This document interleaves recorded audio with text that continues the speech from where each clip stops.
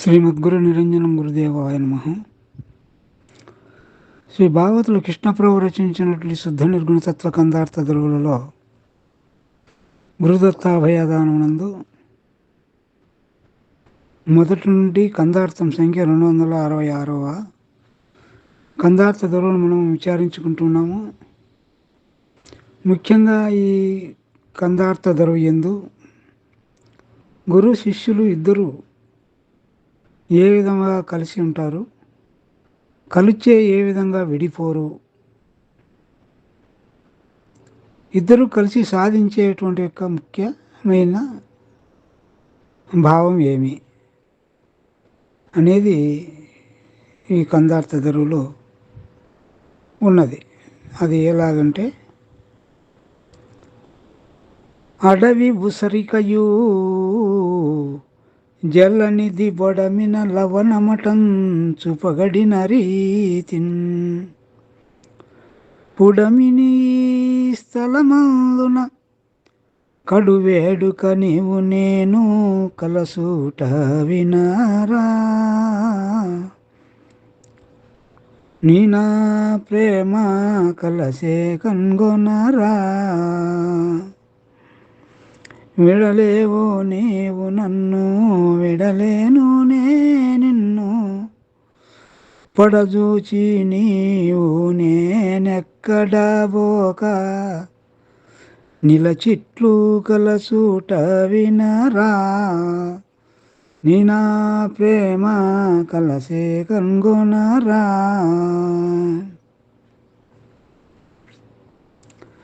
ఇక్కడ ఒక సామెత ఉంది ప్రపంచంలో. రెండు కలిసినప్పుడు విడదీయకుండా ఉండేటువంటిది ఏమిటిది అంటే, అడవిలో ఉండే ఉసిరిక సముద్రంలో ఉప్పు కలిస్తే మళ్ళీ విడిపోవు అని. అదే ఇక్కడ చెప్తున్నాడు. అడవిలో పండేటువంటి ఉసిరికాయ ఒగురు, ఉసిరికాయలు ఉండేది ఒగురు గుణం. జలనిధి అంటే సముద్రంలో ఇంటి ఉత్పన్నమైన పడమైన ఉప్పు లవణం. ఈ రెండు పడమిన రీతిని ఏర్పడినట్లు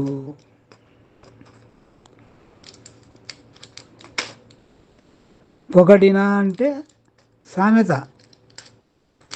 ఏ దానికైనా ఇద్దరు కలిసిపోకుండా ఉంటే దాని ఈ సామెత వాడతాడు.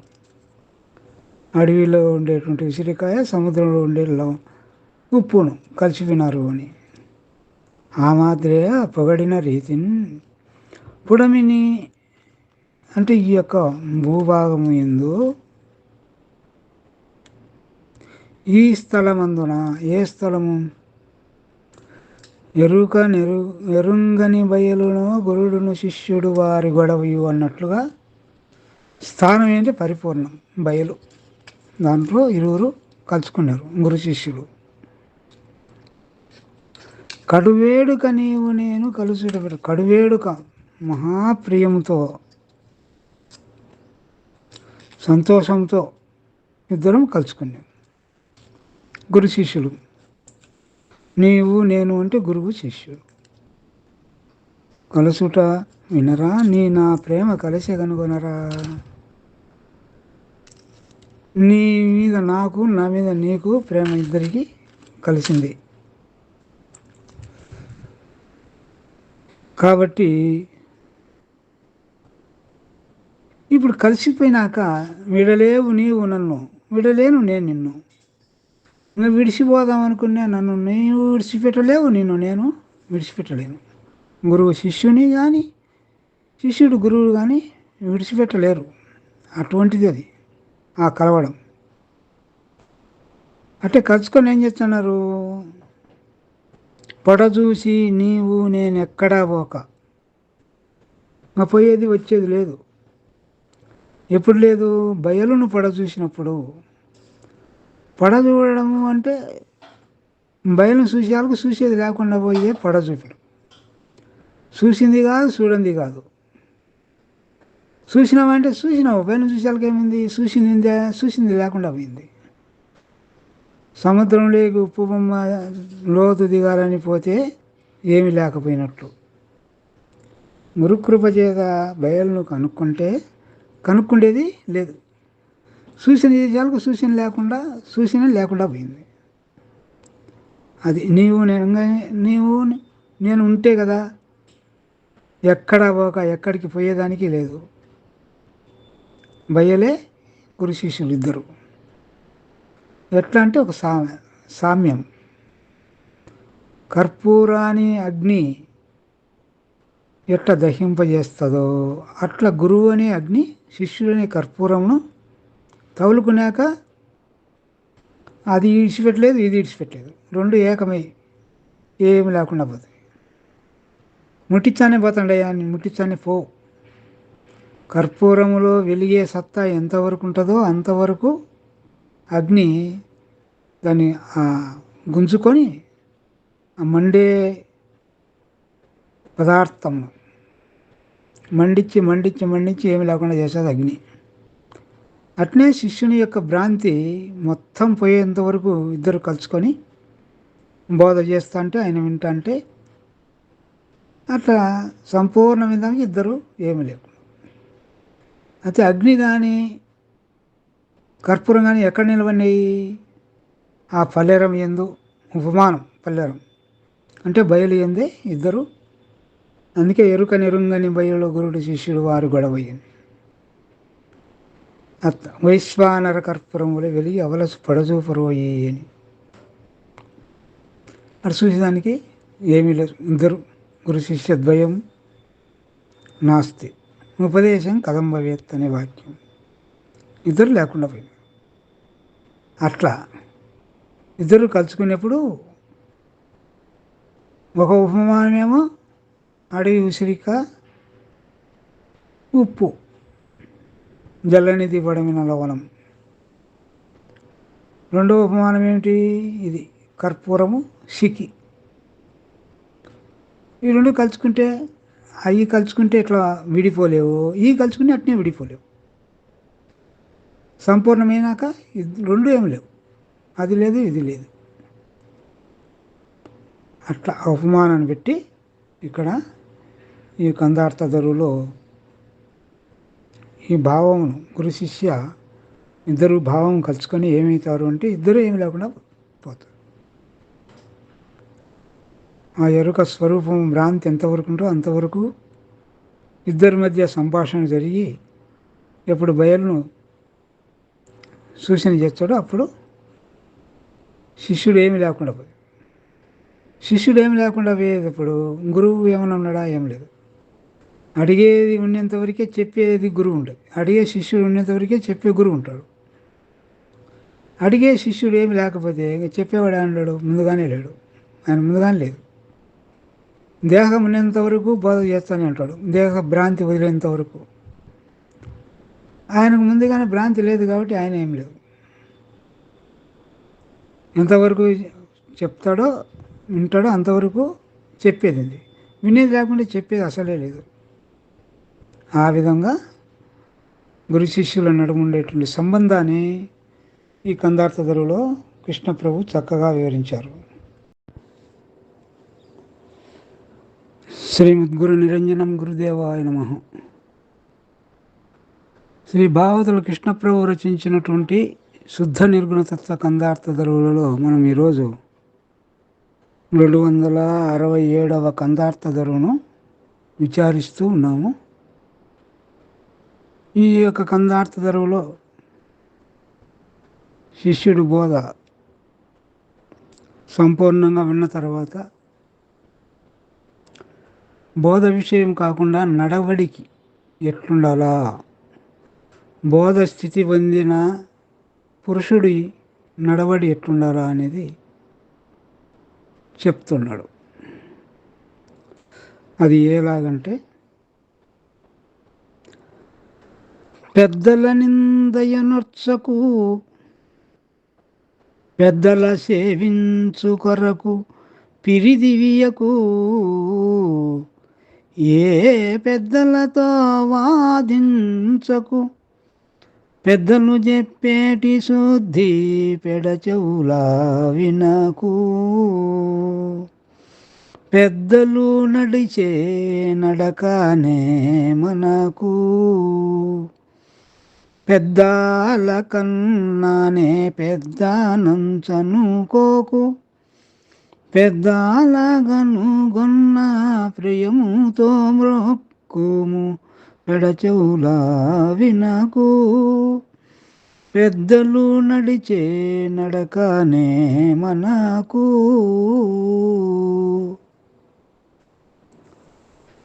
పరిపూర్ణ బోధ విన్న తర్వాత, కన్న తర్వాత, స్థితి పొందిన తర్వాత అహంకారపూర్వకముగా ఉండడు శిష్యుడు.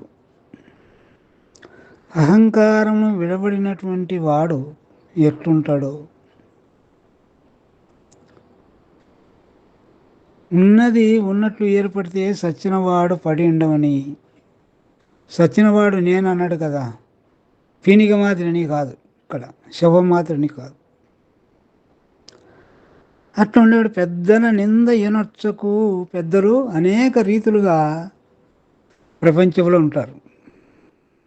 చిన్నపిల్లవానిగా ఉంటారు, ఒక ఎర్రేని మాదిరి ఉంటారు, దయ్యం పట్టిన వాని మాదిరి ఉంటారు. ఇవి కాకుండా అనేక పద్ధతుల్లో వాళ్ళు వంశానుసారాలను,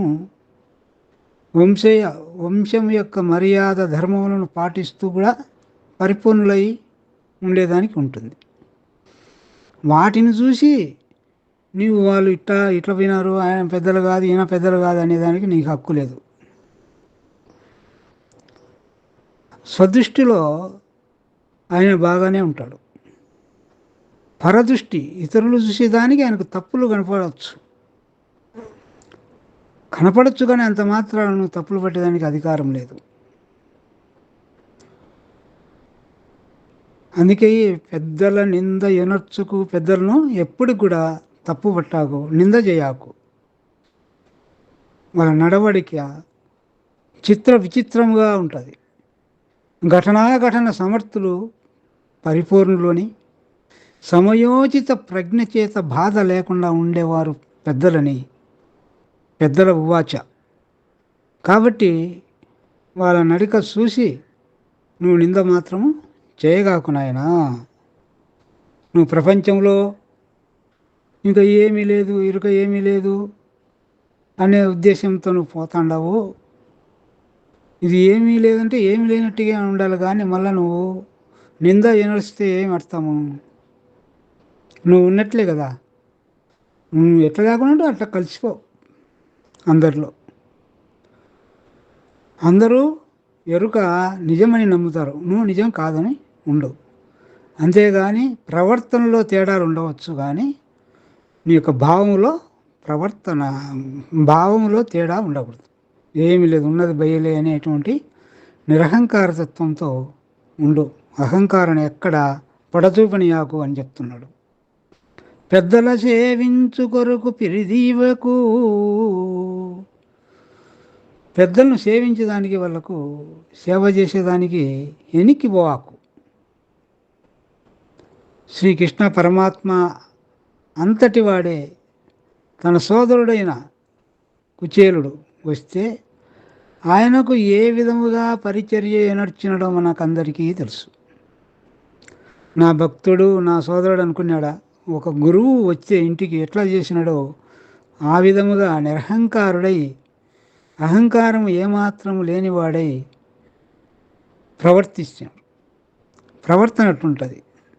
అందుకే హరిచేత వైకుంఠము చూపినాడు అంటే, హరి అంటే కృష్ణుడు తన ప్రవర్తనలోనే కుంఠితము కానిది ఏదో దాని చెప్పడమే కాకుండా చూపినాడు అని భావం. అట్లా పెద్దలు ఎవరొచ్చినా కూడా వాళ్ళను సేవించడానికి ఎనిక్కిపోవాకు. పెద్దలతో వాదించకు. పెద్దలతో వాదన దిగాకు. వారి భావం ఎట్టుంటుందో వాళ్ళు ఒక రకంగా చెప్పింటారు, నీ గురువు ఒక రకంగా చెప్పింటాడు. ఉపమానంతో తేడా ఉండొచ్చు. అంత మాత్రం చేత ఇది తప్పు అని వాళ్ళను వాదనకు దిగాకు. ఎందుకంటే వాదాభేదం లేనిటువంటిది ఈ బోధ. వాదన ఎందుకు? వద్దు, పనికిరాదు. పెద్దలతో ఎప్పుడు కూడా వాదన చేయకు. నిన్ను పరీక్షించడానికి వాళ్ళు ఏమైనా మాట్లాడింటారో ఏమో, అది గమనించాల. కాబట్టి వాదన పనికిరాదు. పెద్దలు చెప్పేటి శుద్ధి పెడచెవుల వినకు. వాళ్ళు చెప్పేటువంటి మాటలను తిరస్కరించి వినకుండా పోగాకు. అవి తీసుకో. మంచి మాటలు కదా చెప్పేది వాళ్ళు. నేను ఇన్నేలే అని అనకూడదు. వినిందాన్ని మళ్ళా ఎందుకు చెప్తాను, నేను దృఢపడేదానికి చెప్తుంటారు వాళ్ళు. కాబట్టి వాళ్ళ మంచి మాటలను స్వీకరించు, తిరస్కరించాకు. పెడచెవులు అంటే తిరస్కరించడం. పెద్దలు నడిచే నడకనేమనకు, తమకిష్టమైనట్లు తాను రమించు అని దివదార్థాల్లో బాలరామ స్వామి రాయచూరు ఆయన చెప్తాడు. తనకు ఇష్టం ఏమిదో దానిమ్మడే పోతూ ఉంటారు. అది చూసి నీకు విరుద్ధంగా కనపడవచ్చు. ఆ నడకను నువ్వు తప్పలబట్టాకు. పెద్దలు నడిచే నడకనేమనకు. వాళ్ళకు కొన్ని అలవాట్లు ఉంటాయి. ఆ అలవాటును చూసి పెద్దలు కాదే అని నిర్ధారణకు రావాకు. పరమానందయ్య వారికి నల్లమందు సేవించేది అలవాటు, సన్యాసులుగా ఉండేవాళ్ళకు. అంత మాత్రం చేతనే వాళ్ళు కొంతమంది సారాయికి అలవడి ఉంటారు, కొందరు బీడీకి అలవాటు పడి ఉంటారు. దాంట్లో మునిగిపోరు. అలవాటే ఉంటుంది కానీ దాంట్లో మునిగిపోరు. అది నేను సత్యం అనుకోరు. దానివల్ల కొన్ని ఇబ్బందులు వస్తాయి. కాబట్టి అవి పూర్వపు చేష్టలు కొన్ని ఉండినా ఇప్పుడు తీర్పు ఎట్లుంది, ఇప్పుడు నడక ఎట్లుంది అని చూడాలి. కానీ వాటితో నీకు పనిలే. పెద్దలు నడిచే నడకనేమనకు, పెద్దలు కన్నానే పెద్ద నంచనుకోకు. పెద్దలంటే అర్థమేమి? అహంకారమేనా? రహితమైనటువంటి వారు పరిపూర్ణులు. పరిపూర్ణుల కన్నా నేను ఇంకా గొప్పవాణి అని ఎట్లా అనుకుంటావు? నువ్వు లేవు కదా. ఉంటే సమత్వం ఉంటుంది. వాళ్ళకు అహంకారం లేదు, నీకు అహంకారం లేకుండా ఉన్నాయంటే అప్పుడు ఏమి భేదం లేదు కదా. భేదం ఉంటేనే కదా ఈ పైన చెప్పేటువంటి అన్నీ ఉండేది. వాళ్ళు పెద్దలుగా పరిపూర్ణులే, నువ్వు పరిపూర్ణులైనావు. ఇంకా అప్పుడు భేదం ఎందుకు పెట్టుకుంటావు? భేదం ఉంటేనే ఈ పైన చెప్పేటువంటి యొక్క ధర్మాలన్నీ వేరువేరుగా ఉంటాయి. అట్లా పెద్దల కన్ననే పెద్దనంచు అనుకోకు, పెద్దలాగనుగొన్న ప్రియముతో మ్రొక్కుము పెడచెవుల వినకు. ఎవరైనా పెద్దలని వస్తే వానికి ప్రేమ చేత, మహాప్రేమ చేత నమస్కరించి ఏం పోతుంది? అక్కడ ఉండేది పెద్దలే, నీవు పెద్దలే కదా. నమస్కరించకుండా తృణీకరించేది ఏమని అర్థము? నేను గొప్పవాణ్ణనే భావమే కదా. గొప్ప కొంచెం ఉందా పరిపూర్ణానికి? లేదు కదా. పెద్దలంటే పరిపూర్ణ స్వరూపుడు. నీవు పెద్దలైన దానికి అర్థమేమి? కలిసిపోవాలి కదా. నమస్కారం పెట్టు. నీకన్నా వయసులో గొప్పవారు, జ్ఞానంలో గొప్పవారు. మళ్ళీ నమస్కారం చేయి. నీది పోయిందేమింది? నీదేం పోదు కదా. నేననేది లేక ఉన్నప్పుడు కలిసిపోవాలి కదా. అది సమయోచిత ప్రజ్ఞ ఉండాలా అని లోకములో మళ్ళా శిష్యుని పంపించేదానికి కొన్ని ధర్మములు, సూచనలు దీంట్లో కనపడతాయి. శ్రీమద్గురు నిరంజనం గురుదేవాయ నమః. శ్రీ భాగవతులు కృష్ణప్రభు రచించినటువంటి శుద్ధ నిర్గుణ తత్వ కందార్థ ధరువులలో గురుదత్తాభయదానం యందు కందార్థం సంఖ్య 268. ముఖ్యంగా ఈ కందార్థం యందు అహంకారమునకు నిరహంకారమునకు ఉన్న తేడాను తెలియపరుస్తున్నాడు. ఏనుగును సీమను వెంటను ఉపమానంగా తీసుకొని. ఇవి సరిపోతాయా అని దాన్ని మనం విచారించి చూస్తాం. కందార్థము: పెత్తనమున ఏనుంగిలా చెత్తను తినవలసే సీమ చిన్నతనముననే హత్తుకొని తినును చక్కెర ఇత్తరి రెంట్లో నీకు ఇష్టమేదైతే చేకొను మాదే స్పష్టమీదైతే పెత్తనమున చేటే పెంపొందుచుండును చిత్తములో తెలియా చిన్నతనమే మేలు ఇష్టమేదైతే చేకొను మాదే స్పష్టమీదైతే. ఈడ అహంకారమునకు నిరహంకారమునకు తేడాను ఏనుగు సీమ ఈ రెండును ఉపమానంగా తీసుకొని ఈ కందార్థంలో స్పష్టం చేస్తున్నాడు. పెత్తనమున ఏనుంగిల చెత్తను తినవలసే. గొప్ప అహంకారము గొప్ప జంతువైందాన దానికి ఎప్పుడు ఆకులు అనుములు గడ్డి ఆహారం. చెరుకులు తిందా అంటే తింటుంది, కానీ రైతులు ఒప్పుకోరు కదా. దానికి ఎప్పుడో దొంగతనంగా చెరుకు తోటలో ఉన్నప్పుడే చెరుకులు తినేది. దాని సహజమైన ఆహారము చెట్ల యొక్క ఆకులు గడ్డి, ఇది ఆహారం. కాబట్టి గొప్ప జంతువైన దానికి ఈ చెత్తనే దానికి ఆహారంగా ఉంది.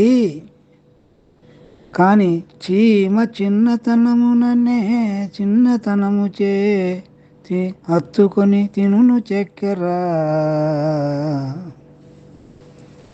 చీమ చిన్నతనము చేత చిన్న జంతువైందాన చక్కెర పదార్థం మాత్రమే హత్తుకొని తింటుంది. బృహద్వాష్టమిందు 3 జంతువులకు 3 రకములైనటువంటి గుణములు ఉంటాయి. చీమకు దివ్యజ్ఞానం ఉంటుంది, కోడికి కాలజ్ఞానం ఉంటుంది, కుక్కకు బ్రహ్మజ్ఞానం ఉంటుంది అని చెప్తారు. అంటే కుక్క దొంగలను, బ్రహ్మజ్ఞానం అంటే బ్రహ్మం అంటే మానవుడు గుర్తిరిగేది కాబట్టి ఎవడు ఎటువంటి వాడు, ఎవడు దొంగ, ఎవడు మంచోడు, ఎవడు హత్య చేసినాడు, ఎవడు చేయలేదు అనేది మన పోలీసు కుక్కలు ఎట్లా గమనిస్తాయి, మన మామూలు కుక్కలు కూడా ఆ వాసనను బట్టి గమనిస్తాయి. అందుకే అది బ్రహ్మజ్ఞాని అని. కాలమును గుర్తించి కోడి కూస్తుంది కాబట్టి తెల్లవారుజామున బ్రహ్మముహూర్త కాలంలో 4 గంటలు, అది కాలజ్ఞానం, కాలం గుర్తించేది కోడి అని. చీమ దివ్యజ్ఞానం అంటే పైన ఎక్కడనో ఉట్టి మీద చక్కెర పదార్థం ఉంటే దాన్ని గమనించి చీమ ఎంత, దాని దృష్టి ఎంత, దివ్యజ్ఞానం. అక్కడ ఉంది చక్కెర, నాకు ఆకారం అనేది పోయి అక్కడికి చేరుకొని తింటుంది. ఇది బృహద్వాష్టమ వాక్యం. కాబట్టి చిన్న శరీరం కాబట్టి ఇది చక్కెరే తింటుంది, అది పెద్ద శరీరం కాబట్టి అది చెత్త తినాలి అని చెప్తూ, అయితే ఇది ఏ దానికి ఉపమానము? ఇత్తరి రెండు నీకు ఇష్టమేదైతే చేకొను మాదే స్పష్టమీదైతే. ఇత్తరి ఈ సమయంలో ఈ రెంట్లో ఏనుగుతనం కావాలన్నా, గొప్పతనం కావాలన్నా, చిన్నతనం కావాలన్నా, సీమ మాదిరి నువ్వు విచారించి చూడు. చేకొను మధ్య స్పష్టం ఇదైతే స్పష్టముగా విచారించి తెలుసుకో. అంటే ఇక్కడ గురుత్వానికి గురువులు లఘువులు. గురువులు అంటే గొప్పవి, లఘువులు అంటే చిన్నవి. గురువుకు ఏనుగను, లఘువుకు చీమను పోల్చినాడు. అంటే గురువుకు శిష్యునికి ఉండే తేడాను గమనించవలసిందిగా కోరుతున్నాడు. ఇక్కడ గురువుకి ఏముంటాయి, శిష్యుని బోధించాలంటే అనేక తిప్పలు, అనేకమైనటువంటి తిప్పలు పడి అన్ని శాస్త్రములు పుస్తకాలను చదువుకోవాలి తిప్పలు. శిష్యునికి అదేం ఉండదు. గురువు చెప్పిందే వింటాడు, దాన్ని ఆచరిస్తాడు. ఈయనకేం తిప్పలు ఉండదు. అందుకే మన పెద్దలు అంటారు, 100 మంది దగ్గర శిష్యరికం పొందేది మేలు, ఒక్కనికి గురువు అయ్యేది కష్టము అని.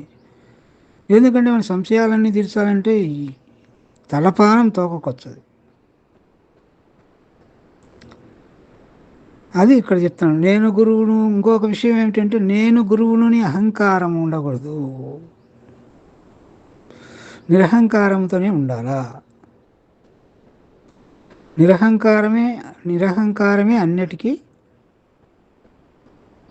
సులభదాయకమైంది, కడతేరానికి భ్రాంతి రహితమయ్యేదానికి మార్గము అని రాయచూరి వాస్తవ్యులు సద్గురుమూర్తులు బాలరామస్వామి వారు తమ ద్విపదార్థ ధరలో తెలియజేస్తాడు. ఏమిటి ఆ ద్విపదార్థం అంటే, అహంకారముడుగుట యగుముక్తి అనగా, అహంకారముడుగుట యగు విచారంబు, అహంకారముడుగుటే అర్హ సాధనము, అహంకారముడిగియుండుటే సర్వాసులభము, అహంకారముడుగా కుండుటే శంకా నివృత్తి ఎదియే సంపూర్ణ ధ్యాన గురు కింకారత్వమున గాని అహంకారముడుగబోదు, అహంకారముడిగియుండుటే. అహంకారము ఉడగడమే ముక్తి, అదే విచారము, అదే జన్మరాహిత్యానికి సాధనము, మహాసులభమైనటువంటి మార్గము. అహంకారము ఉంటే శంక అదే, నివృత్తి అదే, రెండు అహంకారానికే. అటువంటి అహంకారం పోవాలంటే సంపూర్ణ ధ్యాన గురు కింకరత్వమే కానీ, గురువుకు సేవ వలన, గురు ధ్యానం ఎప్పుడూ లక్ష్యంలో ఉంచుకోవడం ద్వారా, గురువాక్యం సదా జ్ఞప్తి యందు ఉంచుకోవడం ద్వారా అది వీడుతుంది అని చెప్తున్నాడు. అదే ఇక్కడ చెప్తున్నాడు, ఈ రెండులో ఇష్టం ఏదైతే చేకున్నది స్పష్టం ఇదైతే అని. కాబట్టి ఏమి తేలింది విచారంలో అంటే, పెత్తనమున చేటే పెంపొందుచుండును.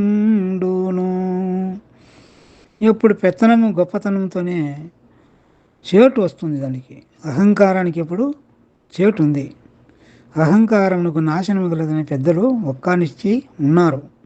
కాబట్టి ఆ మార్గాన్ని పోవాకు, నేను గొప్పవాని, ఎప్పుడు నేను గురువు దగ్గర కింకరత్వం చేత, ఇది నా గురువు చెప్పిందే కానీ నాది కాదు అనేటువంటి పద్ధతిలో ఉండు. నేను చెప్తాను, నా గురువు తెలుదు, నేను చెప్తాను అనేది నీకొద్దు. నాకు ఇంతమంది శిష్యులు ఉండారు. సాత్విక అహంకారం ఉంటుంది ఎక్కువ చాలామందికి గురువులకు, అది ఉండకూడదు అని చెప్తాను. ఏమాత్రం లేనా దానికి తిప్పలు ఉండయి. తిప్పలు లేని చిన్నతనం, శిష్యరికం, నిరహంకారం అనేది.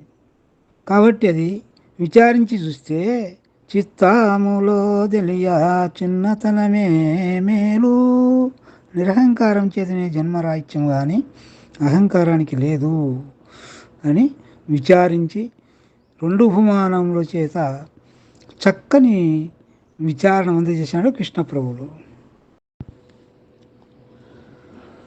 శ్రీమద్గురు నిరంజనం గురుదేవాయ నమః. శ్రీ భాగవతుల కృష్ణప్రభు రచించినటువంటి శుద్ధ నిర్గుణ తత్వ కందార్థ ధరువులలో గురుదత్త అభయదానం ఎందు మొదటి నుండి కందార్థం సంఖ్య 269. ముఖ్యంగా ఈ కందార్థంలో వత్సనే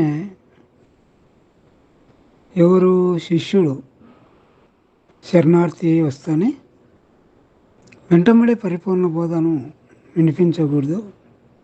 చూసి విచారించి తరచి వాని మనస్సును అప్పుడు వినిపిస్తే వినేవారికి తగుపాటిది పరిపూర్ణ బోధ. అందరికీ సాధ్యం అయ్యేది కాదు అని మహాత్ములు విచారించి చెప్పినారు అనే భావం ఈ కందార్థధరలో ఉంది. అది ఎలాగంటే, తనకు శరణన్న వారల మనసెట్టిదో తరచి చూచి మరి తెల్పదగు,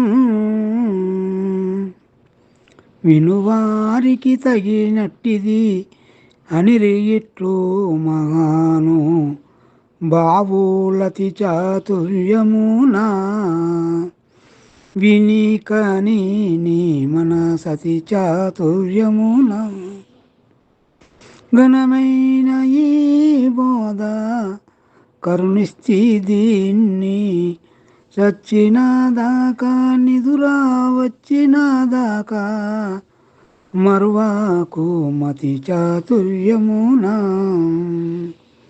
వినికని నీ మనసతి చాతుర్యమునా.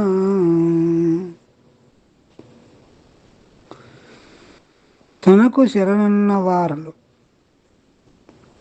గురువు దగ్గరికి శరణాగతి అయి నీవే తప్పని తప్పరం బెరుంగ మన్నింపదగు దీనుండవే ఈశ్వర కావవే వరద, సంరక్షింపు భద్రాత్మక లావక్యంతయు లేదు అనే రీతిగా నీవు తప్ప నన్ను రక్షించేవారు లేరు అని ఎక్కడా కూడా మనస్సు ఇష్టపడక గురువుపైనే లగ్నమయ్యి, గురువు తప్ప నన్ను రక్షించేవారు లేరు అనేటువంటి యొక్క మనోబలంతో వచ్చినటువంటి వారును శరణు అనేటువంటి వారు. అయితే అట్లా వచ్చిన వాళ్ళు కూడా ఎందుకంటే మానిలో సేవ మనిషిలో మర్మము తెలియదని పెద్దలు చెప్తారు. అందుకే బృహద్భాషణంలో శిరవాం దీక్షితులు 1 సంవత్సరం రోజులైన వాడిని పరిశీలించి ఏ ఇతరమైన భ్రాంతి లేనటువంటి వానికి ఈ బోధ చెప్పమని వారే అర్హులని చెప్తారు. అదే ఇక్కడ తరచి చూచి ఏ విధముగా మీగడను తరిస్తే వెన్న ఏర్పడుతుందో ఆ విధముగానే శిష్యుని మనస్సును బాగా పరిశీలించి, కొంతమంది అనేకమైనటువంటి కోరికలతో వస్తారు. వాడు నిజంగా ఏ దానికి వచ్చినాడు? ఐశ్వర్యానికి వచ్చినాడా, లేక అష్టాంగ యోగములను ప్రదర్శించడానికి వచ్చినాడా, సాంఖ్య తారక మనస్కాలను తెలుసుకోవడానికి వచ్చినాడా, భ్రాంతిరహితమై ఏదానికి వచ్చినాడా అని చూడాలి. భ్రాంతిరహితము అయ్యేదానికి వచ్చింటే వాని పరిపూర్ణ బోధ చెప్పాలి, కానీ వేరే విషయం వచ్చింటే వాడిని పరిపూర్ణ బోధ చెప్తే ఉపయోగపడదు. అది మనసెట్టిదో తరచి చూచి మరి తెలపదగను, మళ్ళీ వాడు వచ్చిన ఆశయానికి తగినట్టు బోధ చేయాలి. ఏ దానా తినేవారికి ఆ దానా పెట్టమని. గుర్రాము తినే దాన వేరే, గాడిద తినే దాన వేరే. అట్లా కర్మ కోసం వచ్చినాడా, జ్ఞానం కోసం వచ్చినాడా, జ్ఞానాతీతాన్ని కోసం వచ్చినాడా అనేది విచారించాలి గురువు మొట్టమొదట. ఆ తర్వాత వానికి ఏదో అది చెప్పాలి. అది మన పెద్దలు చెప్తారు. కృష్ణ పరమాత్మ ముందు పోతే ఆయనకు 64 విద్యలు బోధించినాడు సందీపుడు. తర్వాత ఇంటికి పంపితే మళ్ళా రుక్మిణి ప్రేరణ చేత మళ్ళా విద్యాతీతమైనటువంటి అచలబోధ కోసం వచ్చి అప్పుడు అచలబోధ చెప్పినాడు అని చెప్తారు సందీపుల వారు. అట్నే ఇది కూడా అట్లా వినువారికి తగినట్టిది అని రెట్లు మహానుభావులు అతి చాతుర్యమున. నేర్పరితనం ఉండాలి, శిష్యునికి ఉండాలా, గురువుకు ఉండాలి. అట్లా విచారించి మహానుభావులు చెప్పినారు. కాబట్టి నువ్వు కూడా విని కానీ నీ మనసు అతి చాతుర్యమున, నీ యొక్క చాకచక్యము నీకు ఉండాలి. ఘనమైన ఈ బోధ కరుణిస్తే నీ మనస్సు తెలిసి నీ మనస్సుకు సరిపోయేటువంటి యొక్క ఈ బోధ అందరి మాదిరి రాలేదు నువ్వు.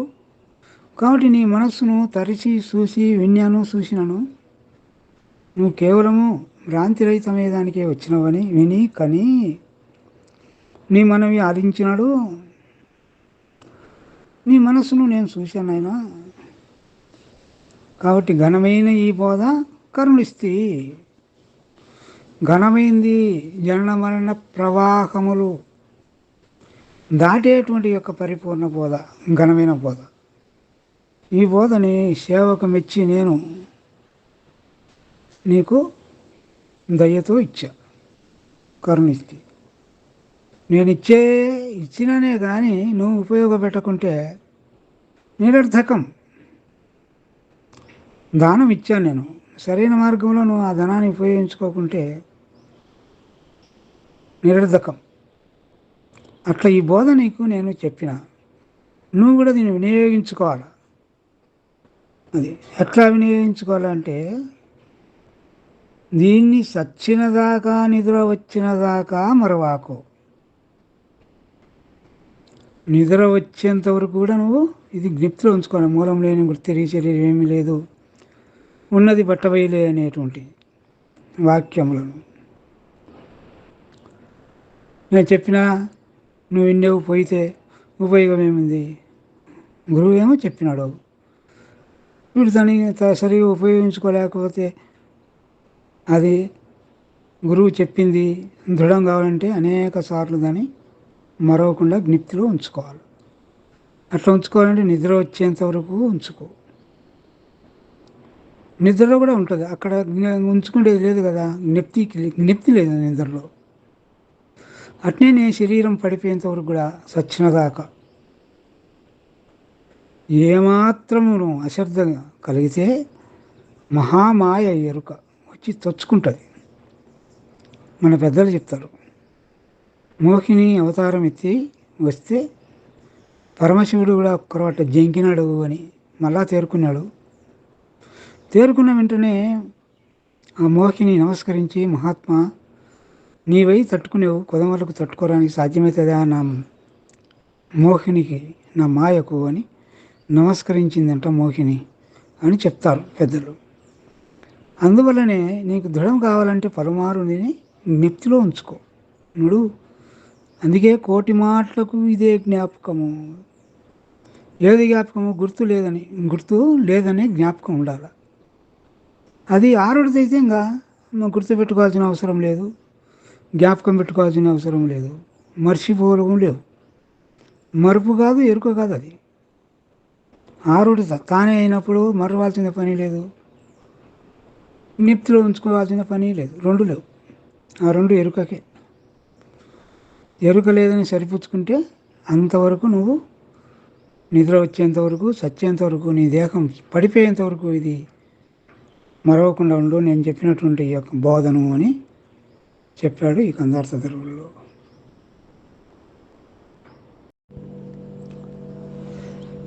శ్రీమద్గురు నిరంజనం గురుదేవాయ నమః. శ్రీ భాగవత కృష్ణప్రభు రచించినట్టు శుద్ధ నిర్గుణతత్వ కందార్థ ధరువులలో గురుదత్త అభయదానం యందు చివరిది కందార్థ ధరువు. వరుస సంఖ్య 270వ కందార్థ ధరువు. ఇది గురు శిష్య ఉభయ లక్షణంలో ఉంటే బాగుంటుందని నా అభిప్రాయం. ఎందుకంటే ఎటువంటి వారికి బోధ చెప్పాలా అనే విషయం, ఎట్లా సేవ చేస్తే ఈ గురుబోధ నాకు అబ్బుతుంది అనేటువంటి శిష్యుని ధర్మము, ఈ రెండు ఉన్నాయి. కాబట్టి నా అభిప్రాయం మాత్రమే.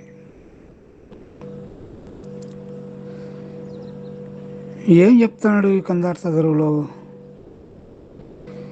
చెప్పదగు గురుడు బోధను చెప్పిన పని చేసేనే శిష్యాగ్రనికి చెప్పతగదు, చెప్పిన పని తప్పని వాదించనేని దయదల్చి బోధ ఇద్దరికుండా తగునట్టి మేధ చెప్పి ముందుగా బోధ చెప్పుండి పనులన్నా చెప్పకూడదు వాణ్ణి తిప్పాల పెట్టక దయదలిసి బోధ ఇద్దరికుండా తగునట్టి మేధ. ఎటువంటి శిష్యునికి బోధ చెప్పాలనో గురువు ఏర్పంచుకోవాలి. రైతు ఏ విధముగా ఏ భూమిలో ఏ పైరేస్తే బాగా సమృద్ధిగా పండుతుందో ఆ భూమిని విత్తనానికి తగినట్లుగా ఏ విధంగా ఎంచుకుంటాడో ఆ విధంగా ఈ పరిపూర్ణ బోధకు ఎవడా తగినటువంటి వాడు, ఎంత బుద్ధి కుశలత ఉండేవాడే కావాలన్నా అని గురువు ఎంచుకోవాలి. అది అటువంటి శిష్యునికి బోధ చేయాలి. చెప్పదగు గురుడు బోధను చెప్పిన పని చేసనే అని శిష్యాగ్రణికి, శిష్యులలో అగ్రగణ్యుడు అయినటువంటి వానికి ఎవడు వాడు చెప్పిన పని చేసనేని గురుసేవ బాగా చేసినటువంటి వాడు, లేక గురువాక్యం అమ్మడి చెప్పింది చెప్పినట్లుగా నడుచుకుండేటువంటి వాడు వానికి చెప్పాలి. మహాకుశాగ్ర బుద్ధికే ఈ పరిపూర్ణ బోధ అలవడుతుందని బృహద్వాష్ట వాక్యం. కుశాగ్రము అంటే దర్భ కొన వంటి సూక్ష్మ బుద్ధి కలిగినటువంటి వాని కుశాగ్ర బుద్ధిమంతులు అంటారు. అటువంటి వారు ఈ బోధకు అర్హులని వారికి చెప్పమని. నువ్వు ఎవరికి చెప్పకూడదు? చెప్పదగదు చెప్పిన పని తప్పని వాదించనేని దయదల్చి బోధ. మీరు చెప్పింది నాకు చెప్పకూడదు, నేను ధనవంతుణ్ణి, ఇట్లాంటి పనులు నేను చేస్తానా, నా శరీరం చాలా చిన్నగా ఉంది, మీరు చెప్పిన పని చాలా గొప్పది, నేను చేయగలను ఆ పనిని, నేను చేయలేను కదా అని గురువుకు వ్యతిరేకముగా, లేక గురువాక్యమును మీరు ఈ విధముగా చెప్పినారు, మళ్ళా ఉపనిషత్తుల్లో ఇట్లా ఉంది కదా, భగవద్గీతలో ఇట్లా ఉంది, మీరు ఈ విధంగా చెప్తాండరే శాస్త్ర విరుద్ధంగా అని ఎదిరించి తప్పని చెప్పేటువంటి వానికి చెప్పకూడదు అని. దీన్ని కాలువ కోటప్ప గారు ఏం చెప్తారు? రాదుపోతు శివరామ దీక్షితులు బోధపరచిన జలమది, బాధలేదు ఈ బోధ విని గురు సాధకులైతే తెలియునది. చెప్పవలయు గురు సేవ చేసి గురు మెప్పున తిరిగిన వారికది, తప్పు త్రోవల నడిచే వారికి చెప్పరాదు గురు మర్మమిది. రాదుపోదు శివరామ దీక్షితులు బోధపరచిన అచలమది, బాధలేదు ఈ బోధ విని గురు సాధకులైతే తెలియునది. కాలువ కోటప్ప గారి తత్వంలో చెప్తాడు. చాలా ప్రసిద్ధమైనటువంటి తత్వం ఆంధ్రప్రదేశ్లో. అట్లే రాయచూరు బాలరామస్వాములు కూడా ఈ బోధకు ఎవరు అర్హులు, ఎటువంటి వారికి అనేది తన దిపదార్థ ధరువులో చక్కగా చెప్తాడు. ఏమిటి ఆ దిపదార్థ ధరువు అంటే, యోగ సాధకులకు నొగి సాంఖ్యులకును త్యాగ భోగంబుల తగిలిన వారలకు బాగుగాని బోధ పాడిగాదరయా, బోధ తెలియదురోరన్నా నిత్యము చదువుకోగా తెలియదురా విన్నా, రాగమనచి చూపులోగా నిలిపి అంతర్యోగమునందు వారి కరుదు ఈ సద్బోధ, వారికి గోప్యమరుదు తెలియ బోధ తెలియదు రోరన్నా.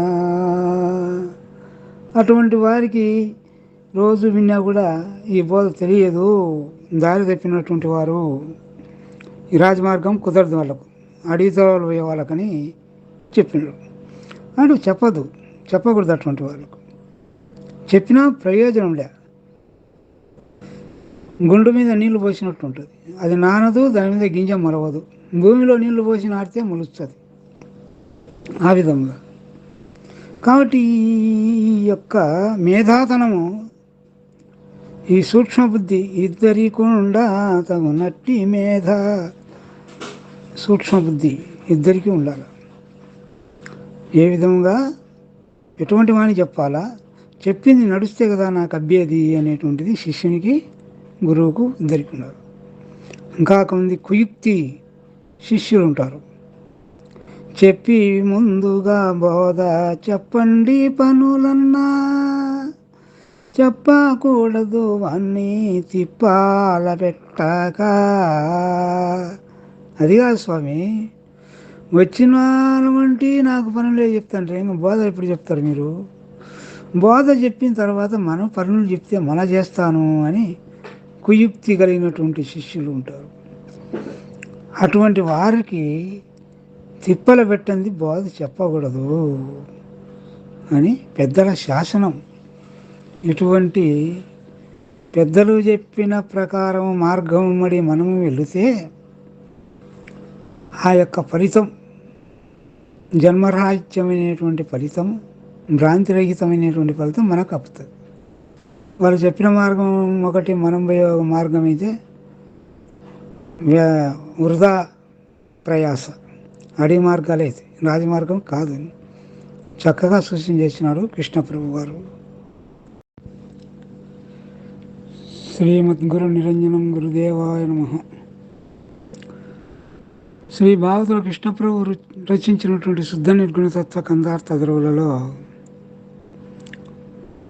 సుజన లక్షణము 18వ అధ్యాయం.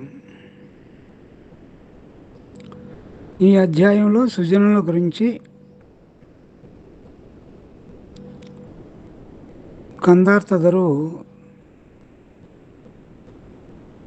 271.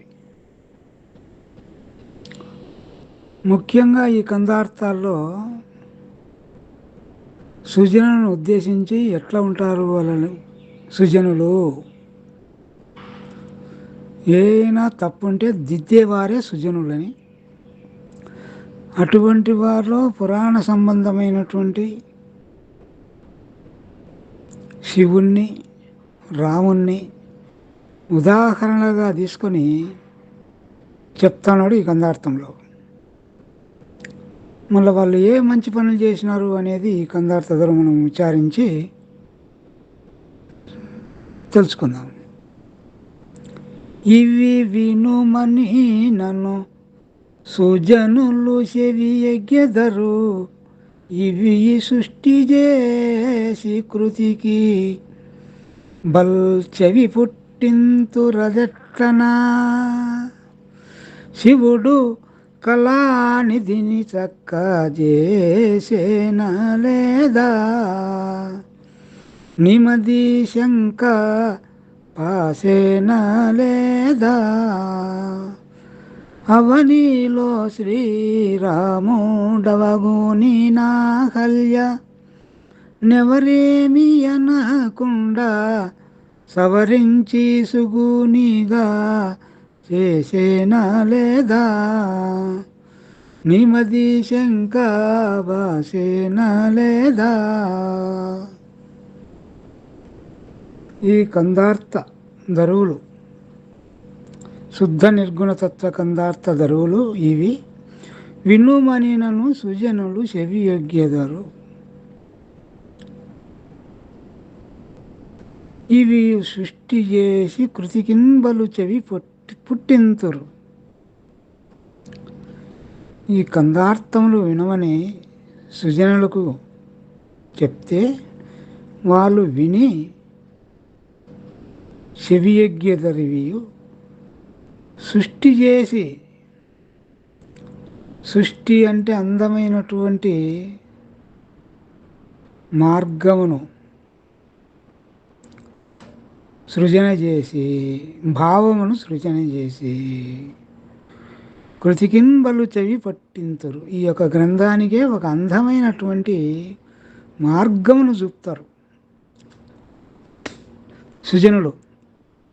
ఎక్కడైనా ఒక్కరవ ఏదైనా యతిగాన, ప్రాస, లక్షణ, శబ్దము, అలంకారము ఏది తప్పైనా అది లోను తీసుకొని లోగా విడిచే విధి,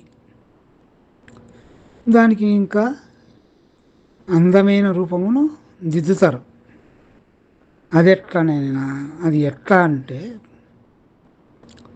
శివుడు కళానిధి చక్క చేసేనా లేదా? శివుడు కళానిధి అంటే చంద్రుడు, నిధి అంటే గొప్పది, కళ అంటే కాంతి. చంద్రకాంతి రాత్రిపూట మహాప్రకాశవంతంగా ఆహ్లాదకరంగా ఆనందమును కలిగిస్తుంది ఎటువంటి వారికైనా. కానీ దాన్ని చక్క చేసినా లేదా, చక్కగా చేసినాడా లేదా అంటే ఏమి తప్పుంది చంద్రునికి అంటే, దక్షుడు తన 27 పుత్రికలను చంద్రునికి ఇచ్చి వివాహం చేస్తారు. వాటిని మనము నక్షత్రములు అంటాం. అశ్వని, భరణి, కృతిక, రోహిణి, ఈ 27 నక్షత్రములు. భర్త ఎవరు? చంద్రుడు. అయితే ఈయన చేసిన పొరపాటు ఏమిటంటే రోహిణి యందు బద్ధానురాగుడై కొదములను అంత పట్టించుకోడు.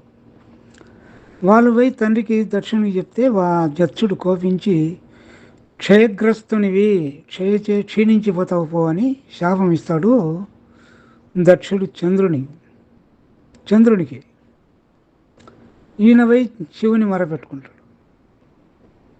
అప్పుడు ఆయన కూడా తన తల మీద పెట్టుకొని దక్షుని శాపము 14 రోజులు క్షీణిస్తావు, మళ్ళా వృద్ధి పొందుతావు పో అని ఆ శాపాన్ని, ఆ తప్పును సవరించి కళానిధి చక్క చేసినా లేదా అని.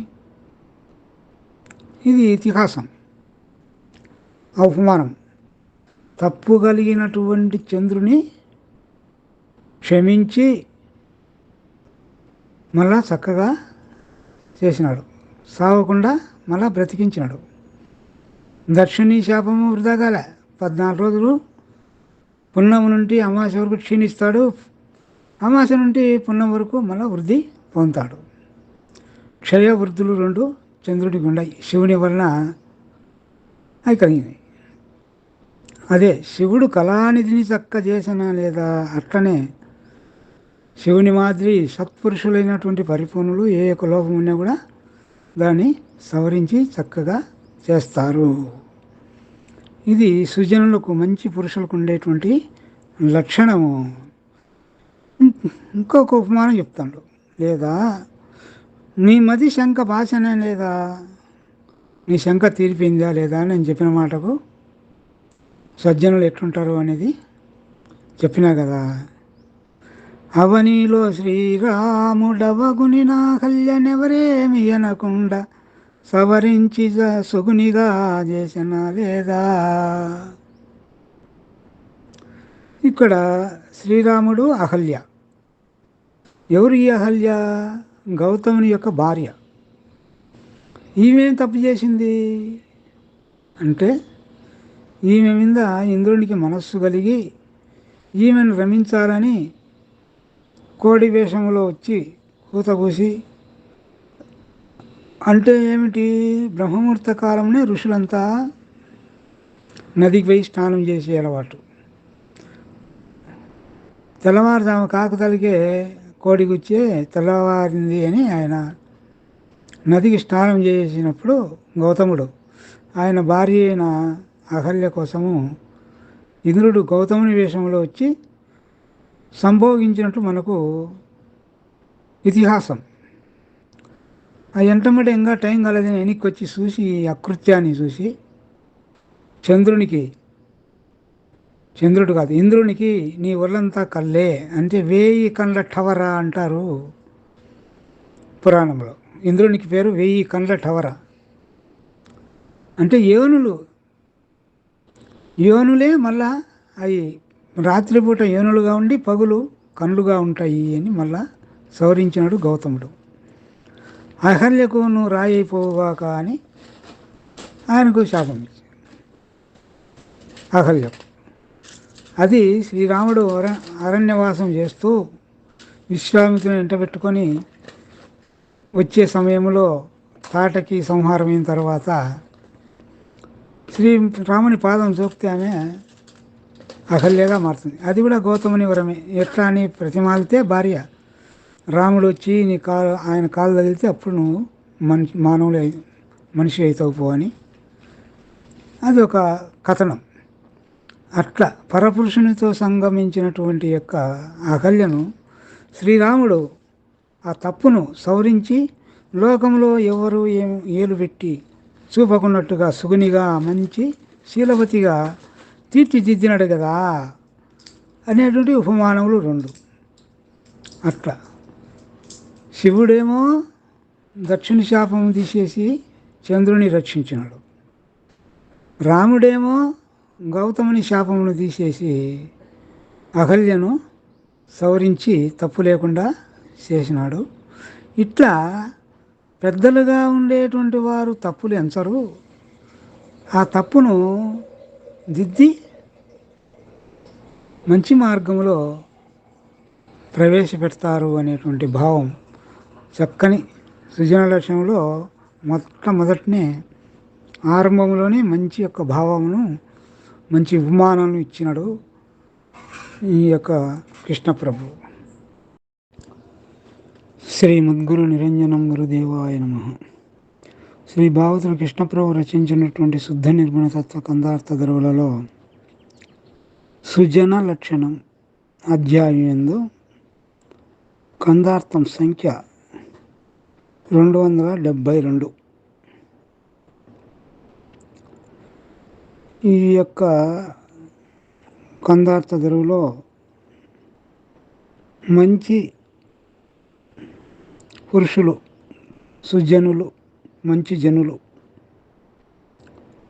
వాళ్ళ లక్షణము ఏ విధంగా ఉంటుంది అంటే పరిపూర్ణ బోధ ఎరిగినటువంటి వారి దగ్గర పరిపూర్ణ బోధ చదివితే ఆనందపడతారు. గురువాక్యం ఎరుగని వారి దగ్గర చదివితే అది నవ్వుబాటవుతాయి, తిరస్కరిస్తారు. భర్త లేని స్త్రీ దగ్గర, పెళ్లి కాక ఉన్నటువంటి స్త్రీ దగ్గర రతికి సంబంధించిన శాస్త్రం, ఒక్కొక్క శాస్త్రం చదివితే ఎట్లుంటుందో అట్లుంటుంది అని మంచి ఉపమానం చేత ఈ కందార్థదులో చెప్పారు. అది ఏ విధమా అంటే గురు సూచనై నన్నరులను మరి మరి వినుమను చదువు మా పద్యములన్. గురు సూచన నెరుగని యా నరులను వినుమను చదువా నగుబాటవు గదరా. అది ఎట్లన్నా ఇదిగో నే తెల్పెదరా. పురుష సంగతి లేని పొలతి కొక్కొక్క శాస్త్ర మరసి మెచ్చునే దాన్ని అతి ప్రౌఢ సతీ వాలే నవ్వుబాటవు గదరా. అది ఎట్లన్నా ఇదిగో నే తెల్పెదరా. గురు సూచన మూలం లేని గుర్తిరిగి శరీరము ఏమీ లేదని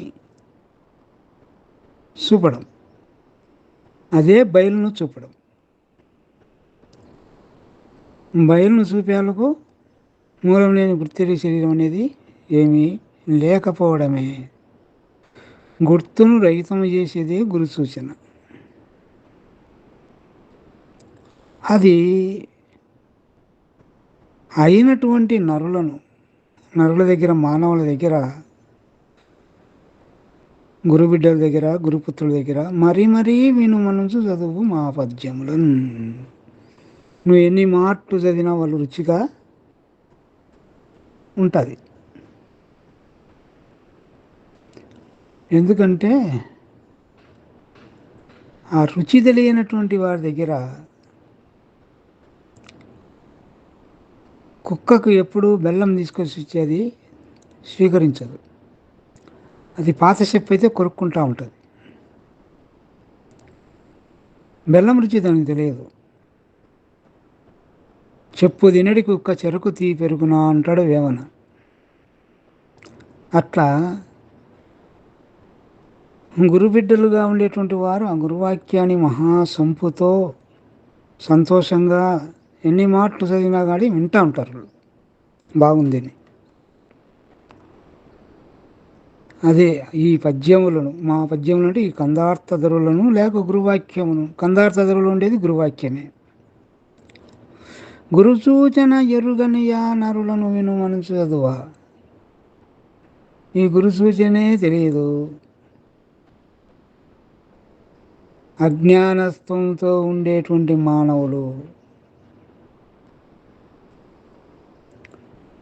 అదే బృహద్వాష్టంలో అంటాడు, విచారించని వారితో విచారించటము దోషము అని భ్రాంతిరహిత ప్రకరణంలో చెప్తారు. అట్లా గురుసూచన ఎరుగని యా నరులను వినుమనుచు చదువ నగుబాటవు కదరా. ఎక్కిరిస్తారు, హేళన చేస్తారు. వీడెవడు పిచ్చోడు అని అంటాడు. అజ్ఞానంతో కూడుకున్నటువంటి మానవుల దగ్గర శరీరము జగత్తు నిజమని తలంచే వారి దగ్గర గురువాక్యము ఎప్పటికీ చెప్పకూడదు. తల కొట్టినా ఒకరితో అనరాదు అంటాడు బృహద్వాష్ట వాక్యం. ఎందుకంటే వాళ్ళకు విరుద్ధం ఇది. సత్యం జన విరోధాయ. అందుకే వాళ్ళతో ఎప్పుడు కూడా చెప్పకూడదు. నవ్వాటం చెప్తే ఒకవేళ నవ్వాట అవుతుంది. ఎరిగి ఎవడు చెప్పడు. నవ్వాట అవుతుందని ఎవడైనా చెప్తాడా? చెప్పడు. అట్లా చెప్పకూడదు అని చెప్తున్నాడు. అది ఎట్లుంటుందంటే మంచి ఉపమానం చెప్తున్నాడు ఇక్కడ. అది ఎట్టన్నా ఇదిగోనే తెలిపేదారా. నేను చెప్తాను ఆయన అది ఎట్లుంటుందండి. పురుష సంగతి లేని పొలతి, వివాహము కాని స్త్రీ, రతి సౌఖ్యము తెలియనటువంటి స్త్రీ. పొలతి అంటే స్త్రీ. రతికేలి గురువు తెలియదు, సంభోగం అనేది తెలియదు. అటువంటి స్త్రీ దగ్గరికి పోయి ఒక్కొక్క శాస్త్ర మరసి మెచ్చునే దాన్ని యతి ప్రౌఢ సతివలే. ఒక్కొక్క శాస్త్రం అంటే రతి సౌఖ్యమును తెలిపేటువంటి, ఎన్ని విధములా రతి చేస్తే ఆనందపడతారు, ఏ విధముగా చేస్తే స్త్రీ సంతోషపడుతుంది అనేటువంటి ఆ స్త్రీ పురుషులు ఇద్దరూ పెనుగులాడేటువంటి ఒక విధి విధానాలను చెప్పేటువంటి శాస్త్రమే ఒక్కొక్క శాస్త్రము అని అంటారు. ఆ పురుష సంగతి అంటే భర్త లేనటువంటి, సంభోగమే తెలియనటువంటి స్త్రీ దగ్గరికి పోయి ఈ ఒక్కొక్క శాస్త్రంలో ఈ విధంగా పెనుగులాడితే ఇట్లా సౌఖ్యం ఉంటుంది, ఇట్లా ఇట్లా చేసుకోవచ్చు రతి, ఇట్లా చేసుకోవచ్చు అంటే ఆమె వినుకుంటుందా? ఆమెకు తెలియదు. అది కుక్క బెల్లపు తీపి ఎరగనట్లుగా. మెచ్చునే దాని అతి ప్రౌఢ సతి. ఎవరు మెచ్చుకుంటారు? అతి ప్రౌఢ సతి. భర్త చేత ఈ యొక్క కేలి రతి సౌఖ్యము బాగా ఆస్వాదించేటువంటి యొక్క స్త్రీని ప్రౌఢసతి అంటే భర్తతో సంభోగం అనేది చాలాసార్లు చాలా సంవత్సరములు అనుభవించినటువంటి స్త్రీ ప్రౌఢసతి ఆమె మెచ్చుకుంటుంది. ఆ రుచి తెలుసు. అయితే ఈ ఉపమానం ఏది అంటే గురు సూచన గురువాక్యం విచారము కలిగినటువంటి వారి దగ్గర, పరిపూర్ణ బోధ రుచి ఎరిగినటువంటి వారి దగ్గర ఈ యొక్క కందార్థములు లేకుంటే గురువాక్యము ఎన్ని మాటలు చదివినా వాళ్ళు బాగుంది బాగుందని సంతోషపడతారు. ఆ రుచి ఎరుగుతారు కాబట్టి సంతోషపడతారు. ఎరగనటువంటి వారి దగ్గర అజ్ఞానులు మూఢులు వాళ్ళ దగ్గర పోయి చదివితే వాళ్ళు తిరస్కరిస్తారు, హేళన చేస్తారు. కాబట్టి అటువంటి వారి దగ్గర ఎప్పటికీ ఈ గురువాక్యం యొక్క ప్రశస్తి తేయకూడదు. ఒకవేళ తెచ్చినట్లయితే నవ్వుబాటు అవుతావు. జాగ్రత్త. ఎక్కడ ఏమి వాడుకోవాలనో, ఎక్కడ ఎవరికి ఏది చెప్పాలనో అది సమయోచిత ప్రజ్ఞాన్వితుడవై మెలుగు అనేటువంటి ఒక సూచనను ఇక్కడ భాగవత కృష్ణప్రభు మనకందరికీ సూచన చేసినారు. శ్రీమద్గురు నిరంజనం గురుదేవాయ నమః. భాగవత కృష్ణప్రభు రచించినటువంటి శుద్ధ నిర్గుణ తత్వ కందార్థ ధరులలో సుజన లక్షణము అధ్యాయం ఎందు కందార్థం సంఖ్య 273. ఈ కందార్థంలో ముఖ్యంగా భయపడాల్సినటువంటిది పని లేదు. ఉన్నది ఉన్నట్లు చెప్పడంతో భయం ఎందుకు? చెప్పేదాంట్లో తప్పులుంటే సాధులుగా పెద్దలు ఉండేవాళ్ళు దిద్దుతారు కదా, దిద్దనివ్వు. ఒకవేళ దుర్మార్గులు ఉండేవాళ్ళు తప్పులు పడతారు, వాళ్ళు పట్టని మందేం పోదు కదా అనేటువంటి విషయాన్ని ఈ కందార్థ ధరలో చెప్తాను. అది ఏ విధం అంటే, ఎవరుంటే ఏమి భయమురా, సవరింతురు తప్పులుంటే సాధులు విన్నన్, సవరించనివ్వు మిది విని అవినీతులు నింద చేస్తే అయ్యేదేమోయే, అందున మనది పోయేదేమోయే, భవనాశాస్థితి లేని పద్ధతి బోధ, చౌరంగా వినిపించు చాటేలా మాటేలా అయ్యేదేమోయే, అందులో మనది పోయేదేమోయే.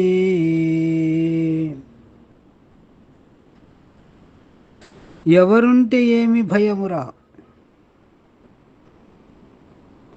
ఎవరు భయపడాలా?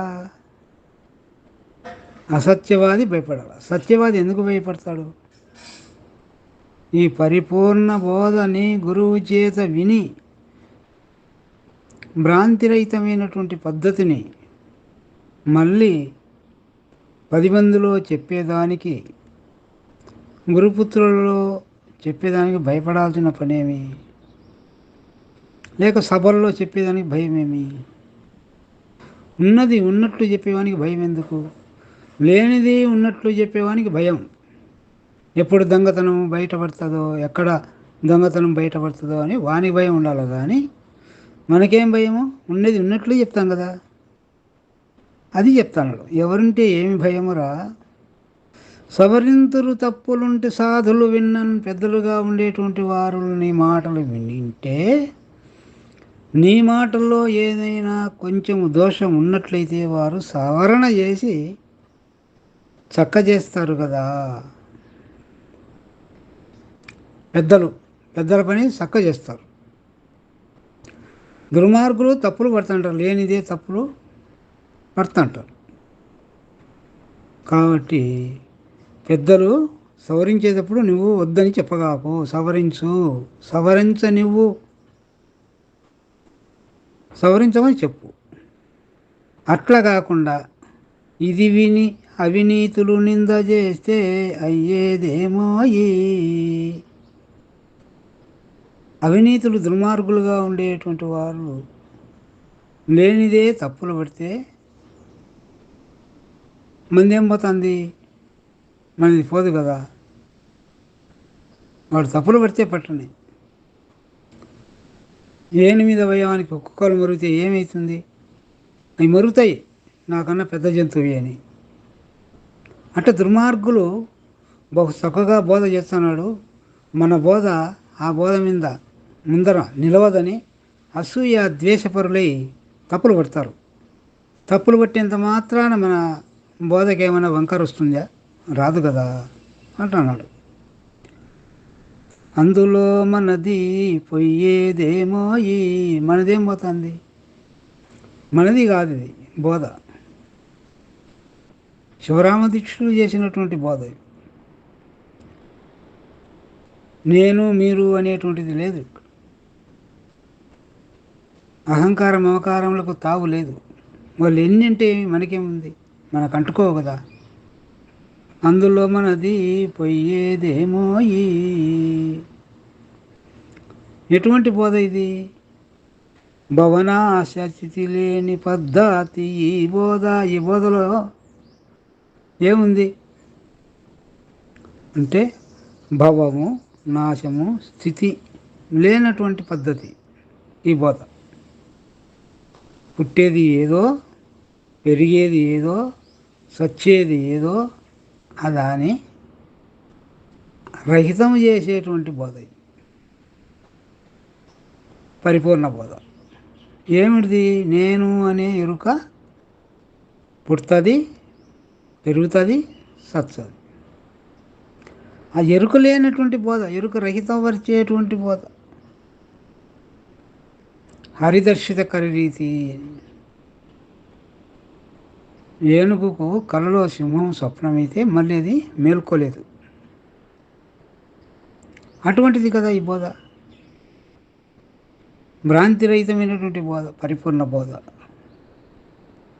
ఇటువంటి బోధను చౌరంగా వినిపించు చాటేలా మాటేలా.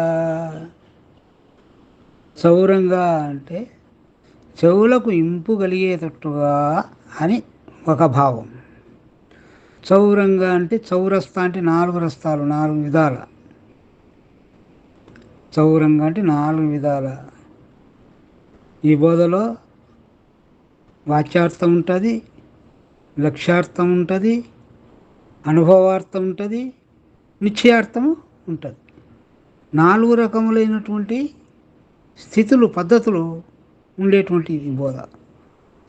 కాబట్టి దీనికి చాటు మాటు రహస్యము లేదు, దాచుకోవడము లేదు. ఎందుకు దాచుకుంటావు? నీ సొమ్మ దాచుకోవడం. చాటు లేదు, మాటు లేదు, రహస్యము లేదు, దాపరికము లేదు. ఆ స్థితి, ఆ గురుబోధ వినేటువంటి పరిస్థితులు ఉన్నట్లయితే అక్కడ రహస్యం పెట్టగాకు, దాపరికం పెట్టగాకు, చాటు మాటు వద్దు, వినిపించు. చౌరంగా చెవులు ఆనందపడేటట్టుగా ఈ బోధనను వినిపించు ఆయన అని శిష్యునికి చెప్తాడు. ఎవరు చెప్తున్నారు? గురువు. సుజనులుగా ఉండేటువంటి పద్ధతులు ఇట్లుంటాయి. సుజనులు, పెద్దలుగా ఉండేవాళ్ళు తప్పులు దిద్దుతారు కానీ తప్పులు పట్టరు. లేనిదే తప్పు పట్టేటువంటి వాడు దుర్మార్గులు, దుష్టులు, ఇతర మతస్థులైనటువంటి బోధల వాళ్ళే తప్పులు పెడుతుంటారు. వాదనకు దిగి నాదే కరెక్టు, నాదే నిజము, మీది అసత్యము అనేటువంటి ప్రవర్తన కలిగి ఉంటారు వాళ్ళు. అట్లా వల్ల కలిగితే నువ్వు వాళ్ళతో వాదనకు దిగాకు, మందేం పోదు, అది నిజం కాదు, అబద్ధమే కానీ నిజం ఎన్నటికీ కాదు కదా అనే విషయం కందార్థంలో చెప్పాడు. శ్రీమద్గురు నిరంజనం గురుదేవాయ నమః. శ్రీ భాగవతుల కృష్ణప్రభు రచించినటువంటి శుద్ధ నిర్గుణతత్వ కందార్థ గరువులలో సుజన లక్షణం అనే అధ్యాయం ఎందు మొదటి నుండి కందార్థం సంఖ్య 274. ఈ స్కందార్థంలో యద్భావం తద్భవతి,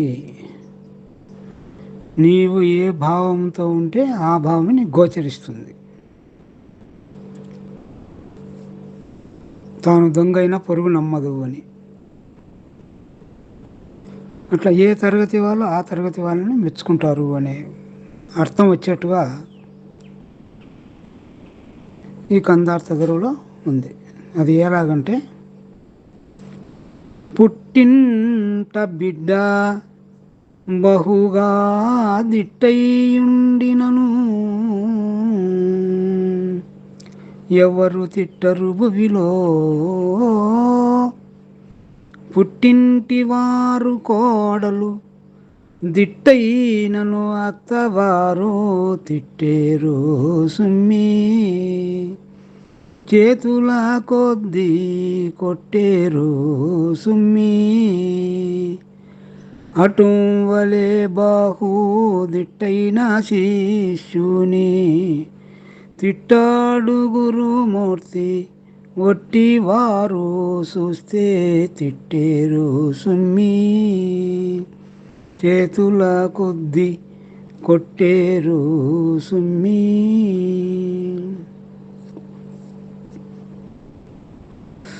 పుట్టింట బిడ్డ బహుగా దిట్టయ్యుండినను, పుట్టింట ఆడపడుచు పెళ్లి కాగతలికి ఇంట్లో ఉంటుంది. ఆ దిట్టయి అంటే మహాధైర్య సాహసాలు కలిగి సామర్థ్యం కలిగి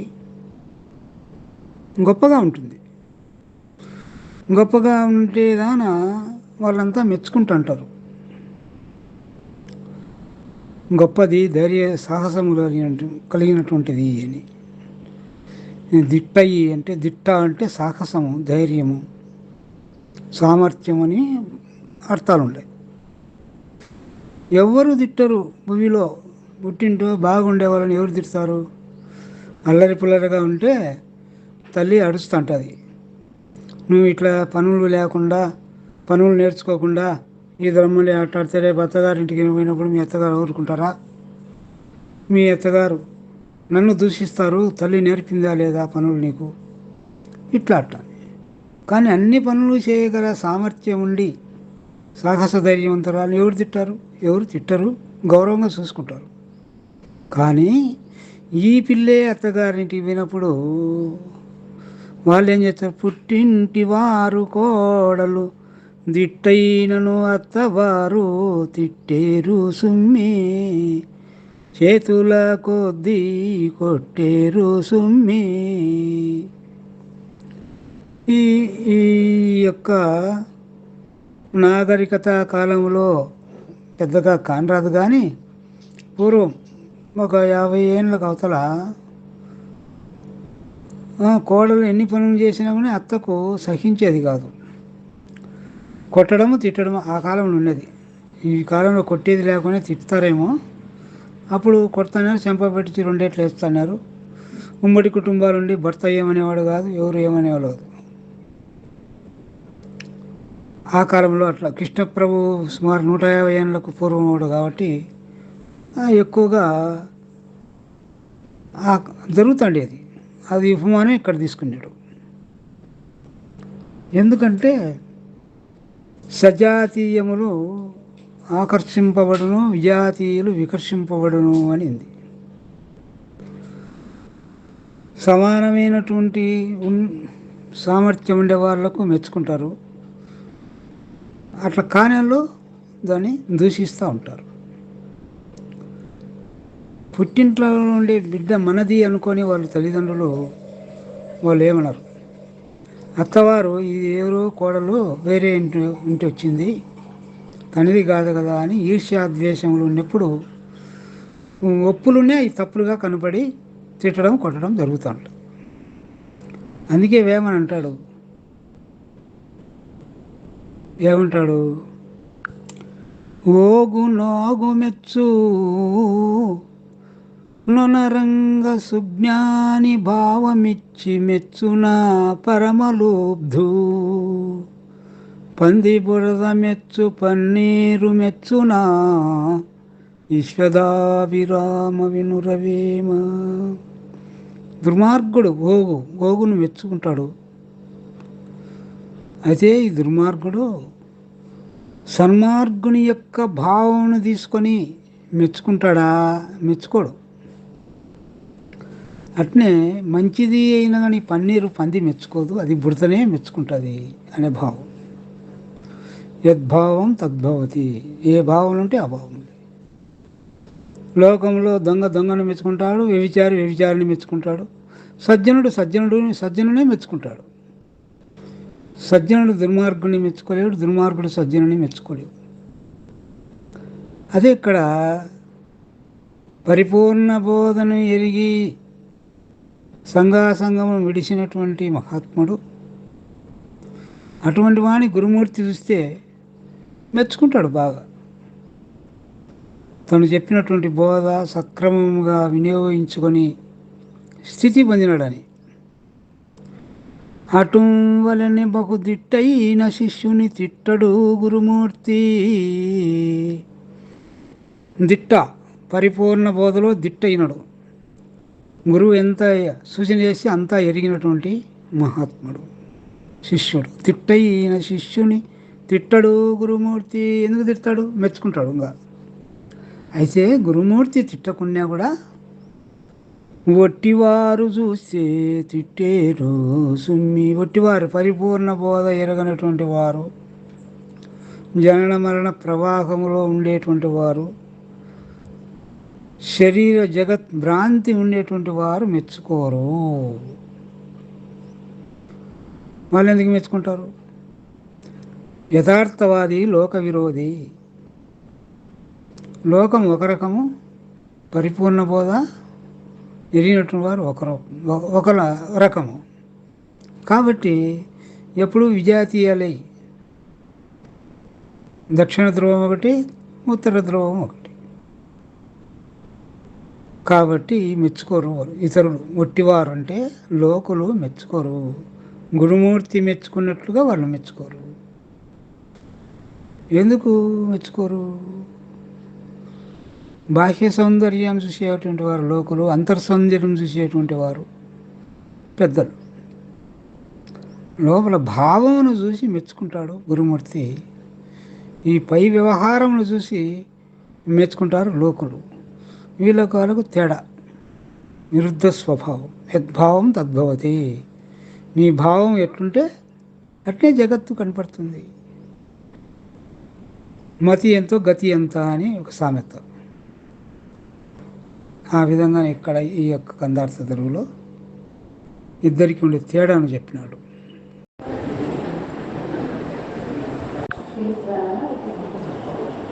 ఒకటో ఉపాధ్యక్షుడు నిరంజన్ రాజయోగి వరిపూడి వెంకట్రామరెడ్డి 20 నిమిషాలు నాయన.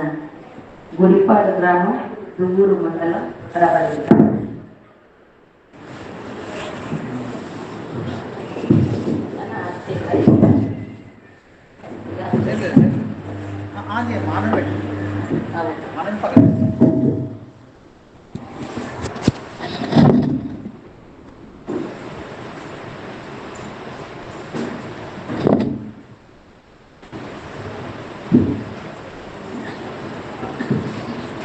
గురు బ్రహ్మా గురు విష్ణు గురుదేవో మహేశ్వర గురు సాక్షాత్ పరబ్రహ్మ తస్మై శ్రీ గురవే నమః. అజసురాములకు అందరాని అచల మార్గము సూచన చేసి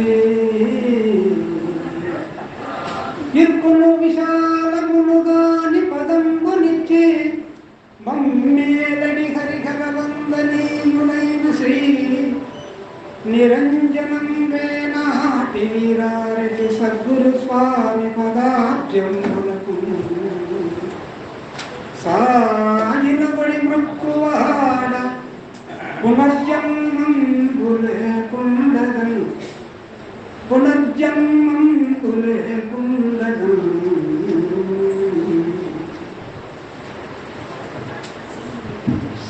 సర్వసంకల్ప భ్రమరహిత కన్నుల లక్ష్మీనారాయణ స్వామి వారికి, అధ్యక్షుల వారికి, సభలో ఆశీనులైనటువంటి పరిపూర్ణులకు, శ్రోతలైనటువంటి పరిపూర్ణ స్వరూపులకు అందరికీ కూడా నా సాష్టాంగ ద్వాదశ నమస్కృతులు చేస్తూ, ఏం చెప్పాలో నాకు తెలియడం లేదు. ఈ జన సమూహం చూసి నోట మాట రాలే. ఏమి చెప్పుతూ పరమ గోప్యం ఎందుదోదగలున్నది, ఏమి లేనిది ఏమి దానిది ఏమో ఏమనరానిది. ఏమన్నా చెప్పాలంటే తొయ్యాలి కదా, అది తోచేది కాదన్నారు పెద్దలు. యతో మనచో నివర్తంతే అప్రాప్య సామానస నిర్బంధం నిశ్శబ్దం నిర్మలం మనుమమీయం మనిషి. దానే కృష్ణప్రభు పదార్థాలు నచ్చుకొని కలుపున వలుగదరాతను కలపోయుధమని నమ్మడికి కబుల గజపుడు ములుగుచ్చ సంధిలేదను కలిగున్నది పట్ట బయలు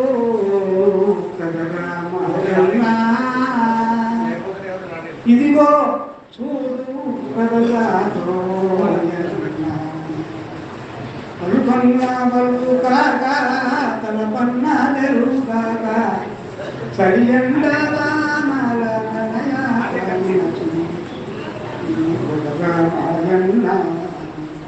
ఇదిగో చూడు కదలాదోయన్నా. ఆ శృతికి ఇంకొక అర్థము కృష్ణప్రభు రాష్ట్రం. అంటే ఏమి విచారించాలో ఈ గుర్తు చేతనే విచారించాలి. గురువు చేత ఈ గుర్తు రహితం కాదు. గుర్తు రహితమైందే పరిపూర్ణ బోధ. పరిపూర్ణ బోధ చేత ఈ గుర్తు రహితం రాదు. అయితే ఎట్లా కావాలా? గురుమూర్తి చేత కావాలి. గురుమూర్తి చేత కాకుండా ఏ విధమైనటువంటి ప్రయత్నాలు సాధనలు ఎన్ని చేసినా కూడా గుర్తనేటువంటి ఈ యొక్క పరబ్రహ్మము రైతు కాదని పెద్దలే చెప్పినాడు. నేను చెప్పేది కాదు, పెద్ద మాటలే మళ్ళా ఎంగిరి నా ఎంగిరితో నా నోటితో చెప్తాను. నా సొంతము ఏమీ లేదు. గుర్తనే ఏడ్చేది నగేది ఈ రెండు మాత్రం తెలుసు. తర్వాత నేనంటే ఏమిటో, నేను ఎట్లా లేదో అదంతా గురువు దయ, నాదేం లేదు. అందుకే పెద్దలు ఏం చెప్తారు, ఎట్లా ఈ గుర్తు పోవాలంటే నాయన అంటే గుర్తు అంటే ఎరుక, తెలివి, జ్ఞానం, ద్రష్ట, నువ్వు ఏమైనా పేర్లు పెట్టుకో.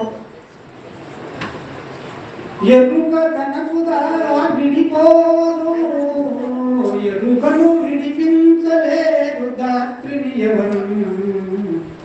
గురుడొకడు తప్ప గురులకు పరిచర్య నచ్చిపోగా పద్ధతి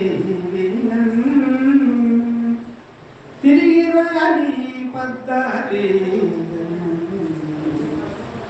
పరిపూర్ణమును ఎరుకను ఏర్పరుచ హరిని స్వప్నమున హరిమగ్గినట్లు హరిమగ్గినట్లు ఈ బోధ పద్ధతి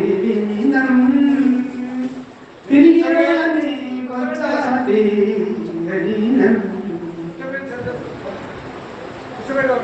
ఈ గుర్తు బ్రహ్మాది దేవతలు కూడా ఎదిగించలేరు. ఈ ఎరుకను దిక్కేంటిది అంటే గురుడు. గురుడు అంటే ఏ గురువు? పరిపూర్ణ గురుడు. ఆయన తప్ప ఎవ్వరు విడిపించలేరు. ఆయనను ఎట్లా విడిపిస్తాడు? ఆయనకు సేవ చేస్తే ఆయన కరుణ కలుగుతుంది.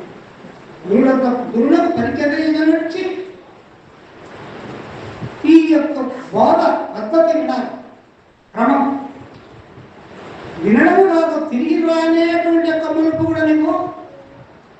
తెలుసుకోవాలి గురువు ద్వారా. ఎట్లా అంటే ఇది పరిపూర్ణము, ఇది ఎరుక అని రెండులో ఏర్పరచాలి. బియ్యంలో రాళ్ళు ఏర్పరించి ఆ రాళ్ళు పారేసి బియ్యం ఎట్లా ఉంటామనుకుంటామో అట్లా ఉన్నదాని లేనిదాని రెండు గురుముఖం ద్వారా ఏర్పడితే ఆ లేనిది ఎట్లా పోతుంది అంటే హరిదర్శిత కరిరీతి అని ఒక వాక్యం ఉంది. అంటే ఏనుగు కలలోనికి సింహము దర్శనమైతే కలలోకి వస్తే ఈ ఏనుగు మళ్ళా లేవ మర్చిపోతుంది. అది ఎట్లా తెలుసు అంటే పూర్వం మన ఋషులు రకాయ ప్రవేశం ద్వారానో యోగం ద్వారానో కనిపెట్టారు. ఇప్పుడు అది ఉపమానం కాదు మనకు కావాల్సింది. ఈ పరిపూర్ణ బోధ ద్వారా నేనే ఈ యొక్క ఏనుగు ఎక్కడ నశిస్తుంది అని. ఇప్పుడు ఏర్పరచాలంటే రెండు ఏర్పరచాలి కదా, ఇది పరిపూర్ణము ఇది ఎరుక అని. దానికి పెద్దలే కృష్ణప్రభులే చెప్పారు. ఎరుకే దేహేంద్రియములు, ఎరుకే వర్ణాశ్రమములు, ఎరుకే స్మృతులు, ఎరుకే నీవును నేనును, ఎరికే సతి సోదరాదులు నేదీర్చేదా ఇదిగో నీచ్చ హరిహర బ్రహ్మాది సురనరగరులు ఎరుక అనే ఎరుగు. దేహము ఇంద్రియములు, ఈ ఇంద్రియములు అంతరేంద్రియములు, ఈ 25 తత్వాలు, ప్రాణము లేదు, కర్మేంద్రియాలు లేదు, జ్ఞానేంద్రియం లేదు, విషయాలు లేదు,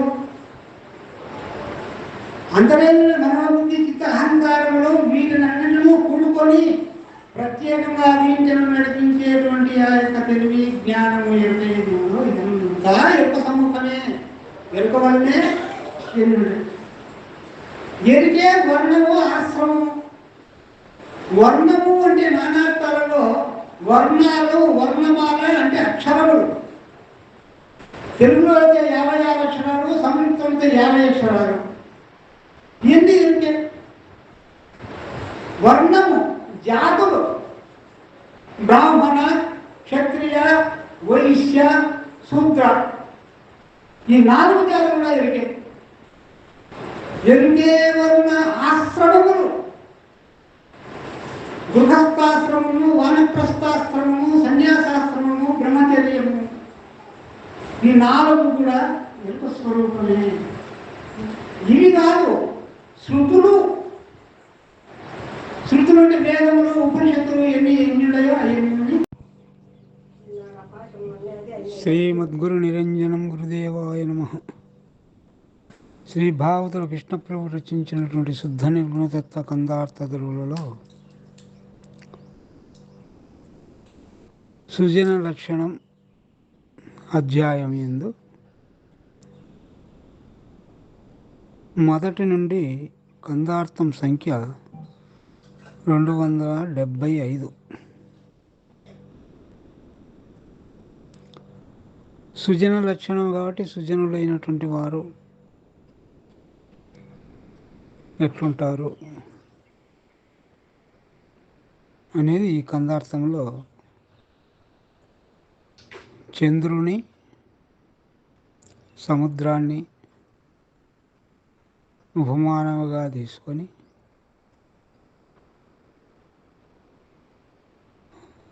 చెప్తున్నాడు.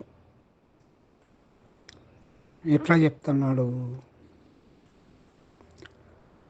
అందముగా ఘనులు మెచ్చెదరు, ఎందుకు మెచ్చెదరు దీన్ని ఇతర జనంబుల్,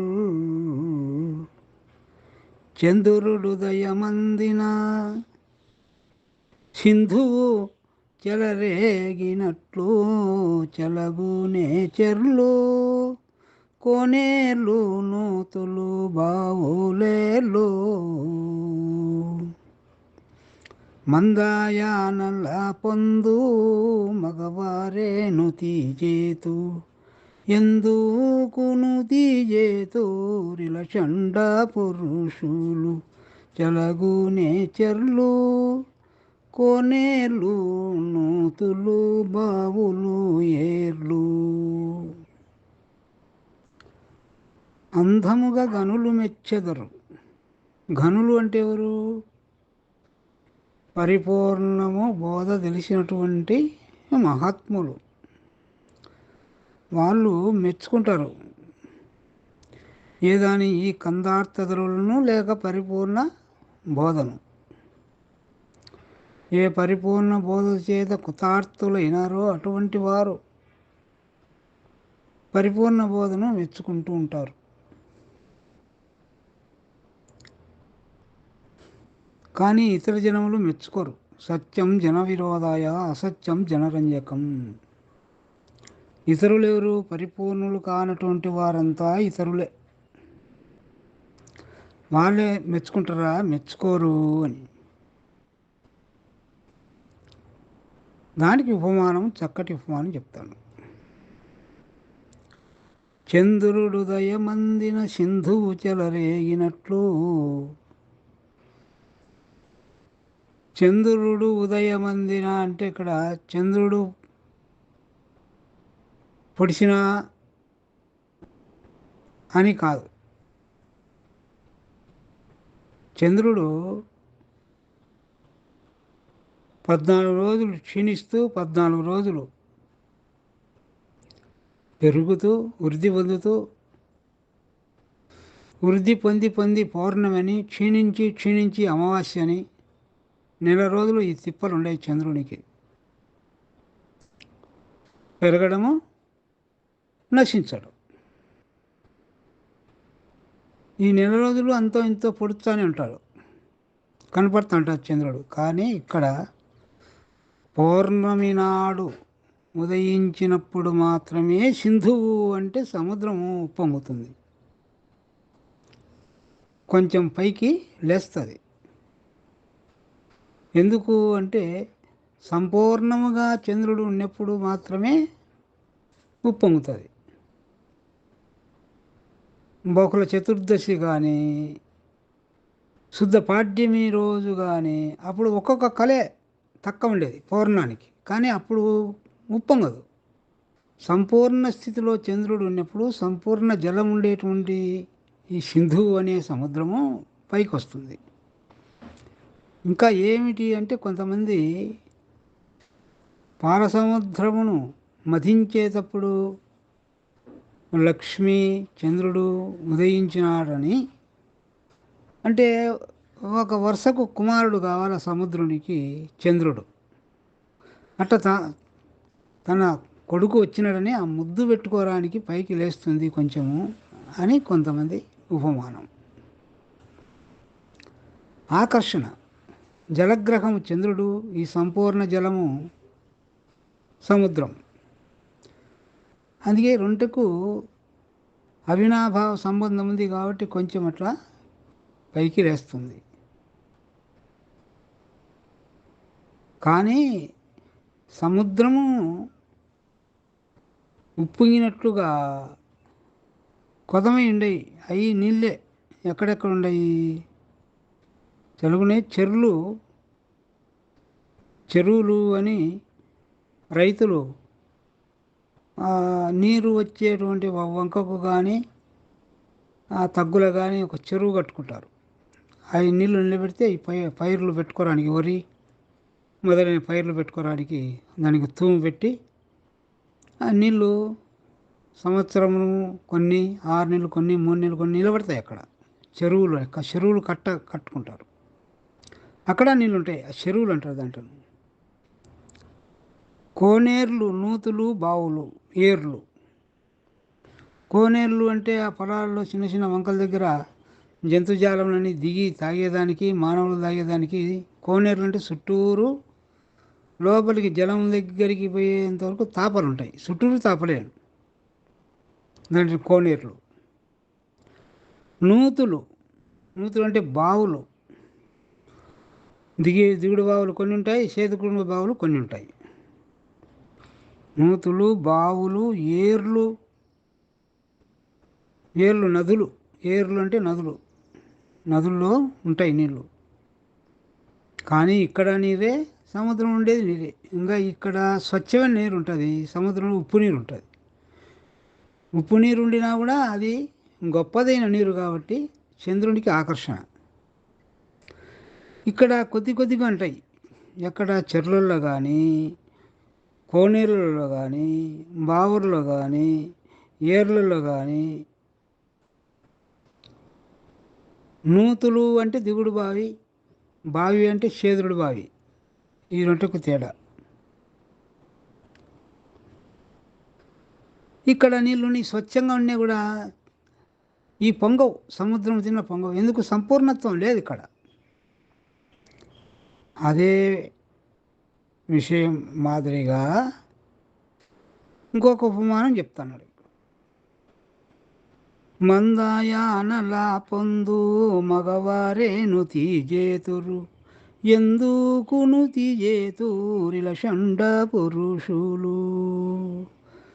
మందయానల పొందు, స్త్రీల యొక్క, అందమైన స్త్రీల యొక్క పొందు, పురుషత్వము కలిగినటువంటి వారే మగవారు.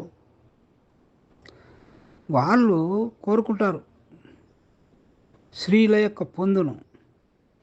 కానీ షండ పురుషులు, వీళ్ళు కూడా పురుషులే, కానీ వాళ్ళ పురుషత్వం ఉండదు. పురుష వేషంలో ఉండేటువంటి షండులు పురుషత్వం ఉండదు వీళ్ళ దగ్గర. నాలుగు పురుషులే, కానీ పురుషత్వం లేనిదాన ఆ స్త్రీల సాంగత్యం నీళ్ళు కోరుకోరు. ఎవరికైతే పురుషత్వం ఉంటుందో వాళ్ళే స్త్రీలను కోరుకుంటారు. అంటే ఇక్కడ పురుషులు అంటే పరిపూర్ణులు, షండ పురుషులు అంటే పరిపూర్ణులు కానటువంటి వారు అని. పురుషులు పుణ్యపురుషులైనటువంటి వారు పరిపూర్ణ బోధ కావాలనుకుంటారు. షండ పురుషులైనటువంటి అజ్ఞానులు ఈ పరిపూర్ణ బోధను కోరుకోరు అనేటువంటి విషయం చక్కగా వివరించి మంచి ఉపమానముల చేత కృష్ణ ప్రభువునకు తెలియజేశారు.